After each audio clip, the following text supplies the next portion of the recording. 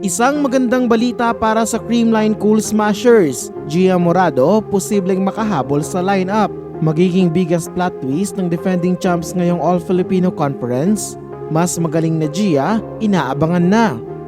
Pero before we begin, please don't forget to subscribe, like, and comment on this video. I-click din ang notification bell para lagi kayong updated sa Creamline happenings.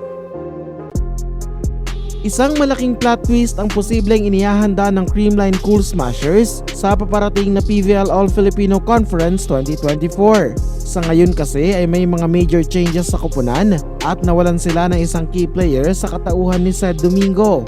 Dalawang bigating players naman ang nadagdag sa roster pero hindi may pagkakailan na kailangan ulit ng adjustment period para mapalakas pa ang chemistry nila with the new members. Ito ang dahilan kung bakit nag-aalala ang ilang fans sa magiging kapalaran ng defending champs ngayong paparating na season. Kung may Gia Morado lang daw sana, posibleng hindi mahirapan ang team dahil kabisado niya na ang laro ng bagong middle blocker na si Bea De Leon. Ateneo connection lang daw ito at hindi nakakailanganin pa ng major adjustment sa part ng Girls in Pink. Pero dahil nga nasa Japan pa rin si Gia at naglalaro bilang import ng Denso Airibis, si Kyle Negrito muna ang magiging main setter ulit ng Creamline. Kakailanganin niyang maglaan ng mas mahabang oras sa ensayo kung gusto nitong ma-perfect ang connection nila ni BDL. Posible nga rin daw na ang All-Filipino Conference ang parang maging test nila kung aasahan ba ang maganda at smooth na connection ng dalawa sa loob ng court. Pero narito ang sinasabing malaking plot twist. Posible umanong makahabol si Gia Morado sa lineup ng Creamline lalo pat sa March 3 na magtatapos ang Japan V-League. Kahit nga napipicture na pasok sa quarterfinals ng Denso Airibis, pwede pang umabot ang nasabing playmaker sa 5th or 6th game ng Cool Smashers para mas mapalakas pa ang kanilang bid na mag-champion ulit. Kung mangyayari nga ito, siguradong mamimiss ni Gia ang first few games ng kanyang mother team.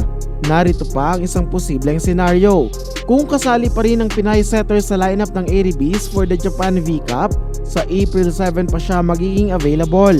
Maaari siyang lumipad agad papuntang Pilipinas at i-reinforce ang kanyang mother team sa semifinals of finals ng All-Filipino Conference. Sa May 9 pa umano matatapos ang upcoming PVL Conference, kaya magagawan pa ng paraan ang pagbabalik ni Gia. Kung sakali man na isama nga siya sa lineup ng Creamline this conference, asahan na mas palalakasin pa niya ang koponan at mayu-utilize ng maigi si BDL sa gitna. Malalaman natin ang development tungkol dito sa mga susunod na araw.